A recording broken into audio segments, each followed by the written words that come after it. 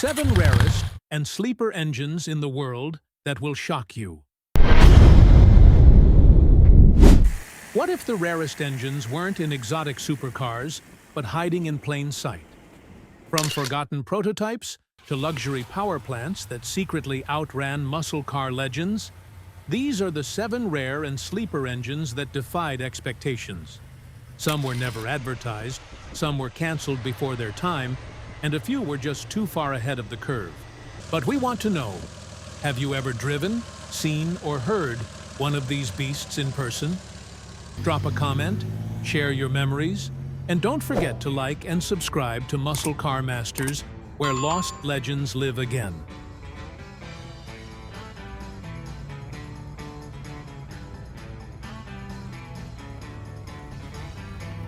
(1967 to 1969) AMC 343 Typhoon V8. Back in the late 1960s, when the Big Three were slugging it out with 383s, 396s, and 428s, American Motors quietly dropped a surprising weapon into the fight, the 343 Typhoon V8. AMC wasn't exactly known for dominating the streets, but for those in the know, the 343 was a true underdog, a compact, punchy V8 that proved you didn't need a massive engine to make serious torque. Displacing 343 cubic inches, or 5.6 liters, this 90-degree pushrod V8 was built using AMC's lightweight block design. It featured a forged steel crank, solid internal construction, and surprisingly rev-happy manners. It ran a compression ratio of 10.2 to 1, breathing through a 4-barrel carburetor, either a Rochester or Carter, depending on trim. In stock form, it delivered between 280 to 285 horsepower and 365 pound-feet of torque, with peak twist arriving low in the RPM range for great street response. What made the 343 a sleeper was the body it came in the AMC Rebel SST Coupe. To most bystanders, it looked like a car your uncle might have driven to church. But under the hood, it was a whole different story. Lightweight for its size and with proper gearing, the 343 Typhoon could hang with and, in some cases, outrun Mopar's 383 or Chevy's 396 in stoplight drag races. What really made it legendary among enthusiasts was how well it responded to upgrades. A better cam, headers, and a higher flow carb could easily push it into 400-plus horsepower territory without opening the block. Bottom line, AMC may not have won the sales race, but with the 343 Typhoon, they sure earned a spot at the muscle car table. The next engine didn't just whisper power, it thundered across America in a form no one expected.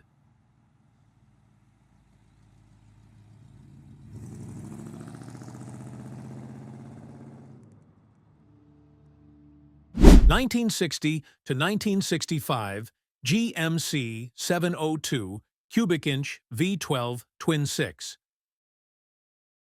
There are big engines, and then there's the GMC 702 cubic inch V12, known affectionately as the twin-six. Built between 1960 and 1965, this massive 11.5-liter engine was never meant to tear up drag strips or headline glossy brochures.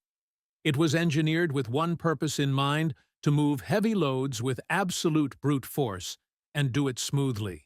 And yet, among muscle car faithful and classic engine collectors, the twin-six has earned cult status for being one of the most overbuilt and unique V12s America ever produced. At its core, the twin-six is essentially two GMC 351 cubic inch V6s joined together on a common crankshaft. The result? A 702 cubic inch, 60-degree, naturally aspirated V12 that cranked out 275 horsepower at just 2,400 RPM. But more importantly, an earth-moving 630 pound-feet of torque at only 1,600 RPM. Surprisingly, all of this was delivered through a single 2-barrel carburetor, a fact that still astonishes many gearheads considering the engine's sheer size. It wasn't designed for high revs, it was all about instant low-end grunt. Despite its displacement, the engine ran so smoothly that operators often mistook it for a diesel. It featured dual ignition systems, 2 distributors, 2 coils, and its internal balance was so well engineered that vibration dampening was nearly unnecessary. This V12 could idle all day and haul without breaking a sweat. Many did, clocking 500,000+ miles in medium-duty trucks. Today, surviving twin-six engines are extremely rare.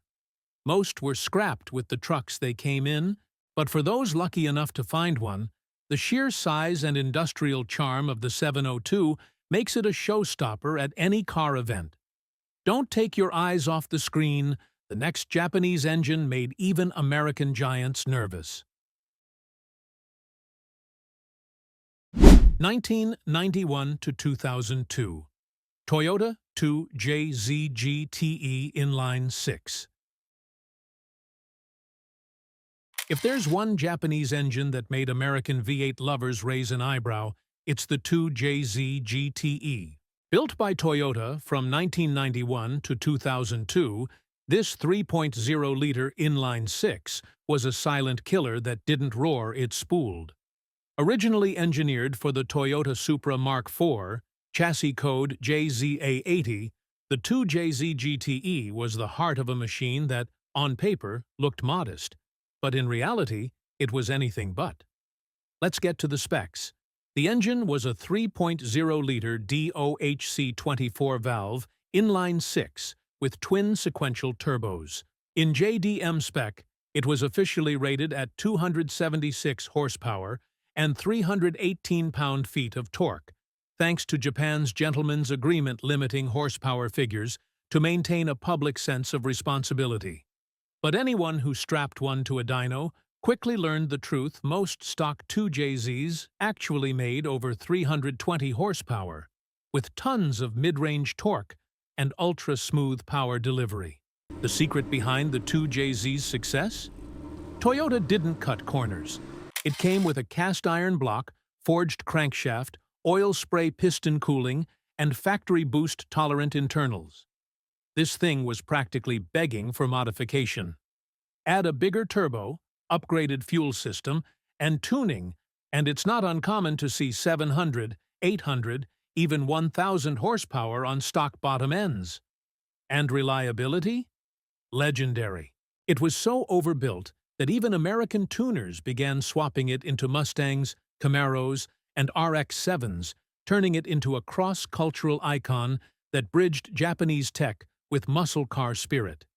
It was the little inline-six that could and did. Whether you love it or hate it, the 2JZ GTE proved one thing: real power doesn't always need a V8 badge. Think this was wild? The next engine is even crazier.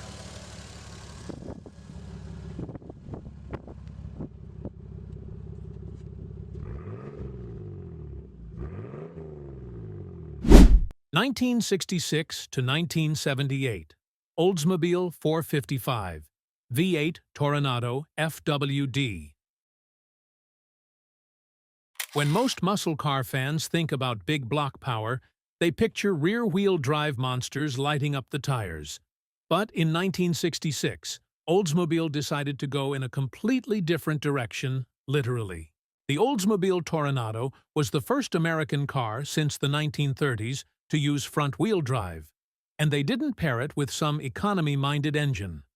No, they went full savage, a 455 cubic-inch V8 driving the front wheels. Let's talk specs.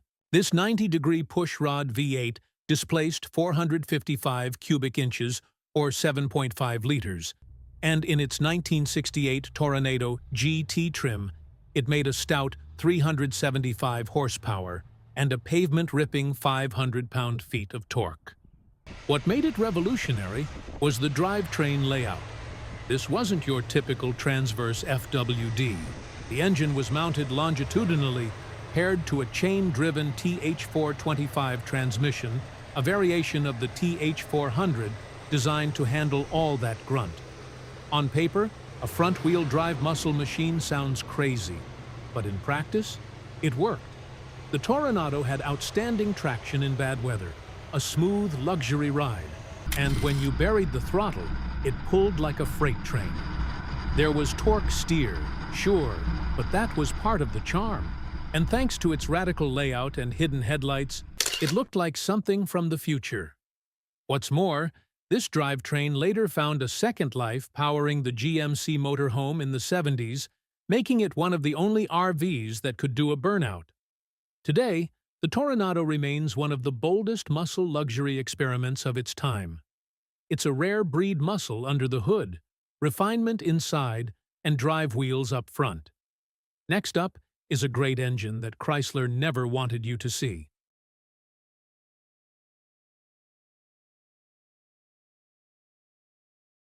(1965 to 1966) Chrysler, a 279 Inline-6 HEMI prototype. In the shadowy corners of Mopar history lies an engine that even seasoned Chrysler fans have never heard of: the Chrysler A279 HEMI Inline-6. Built in secret during the mid-1960s, this experimental straight six was Chrysler's bold attempt to bring hemispherical combustion technology to smaller, high-revving engines intended for compact race cars and export markets, most notably Australia.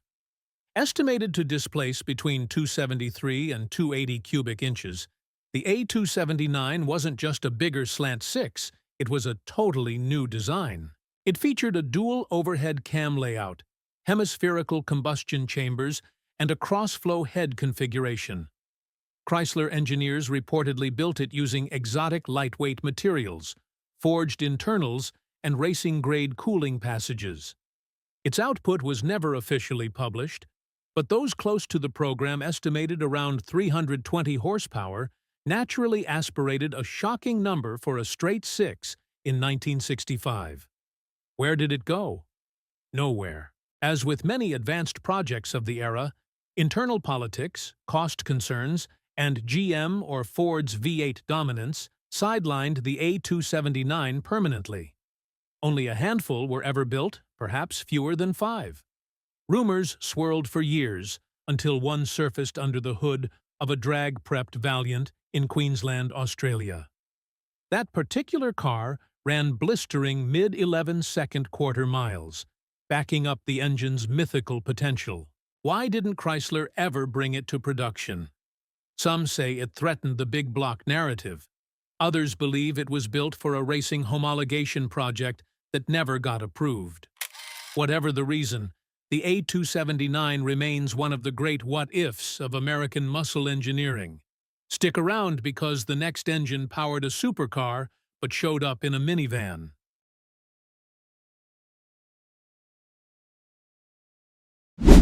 (1978 to 1983) Buick 198 Turbo V6. Before the Grand National or GNX turned Buick into a drag strip legend, there was an unlikely beginning: the Buick 198 Turbo V6. Introduced during the late 1970s fuel crisis, this engine was an early testbed for what would become one of America's most iconic V6 powertrains. Small, efficient, and surprisingly torquey, it was a sleeper in every sense of the word. Let's look at the specs. The 198 Turbo V6 was a turbocharged 90-degree pushrod V6, displacing 198 cubic inches or 3.3 liters.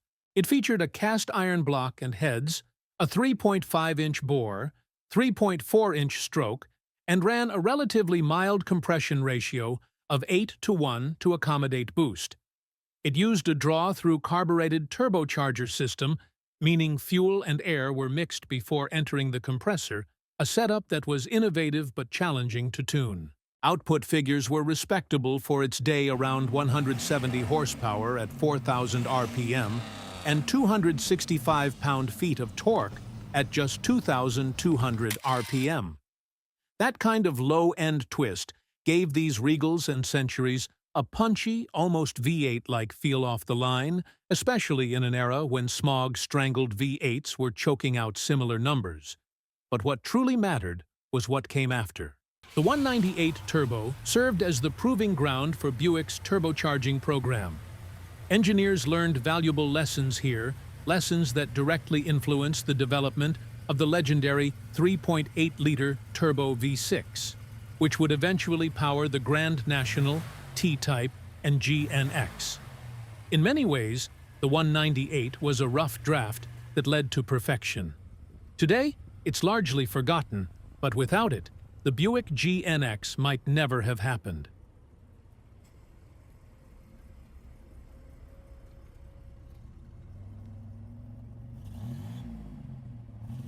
So, which of these rare engines surprised you the most? Was it the front-wheel drive 455, the Japanese turbo straight 6, or maybe that forgotten American V12? These weren't just engines, they were underrated giants, tucked into vehicles that never got their moment in the spotlight until now. We want to hear from real enthusiasts like you, the ones who lived it, raced it, or just appreciate the craft. Leave a comment below, tell us your pick, and if you've got a story, we want to hear it. Subscribe, like, and follow Muscle Car Masters for more torque-filled history from America's underground muscle archives.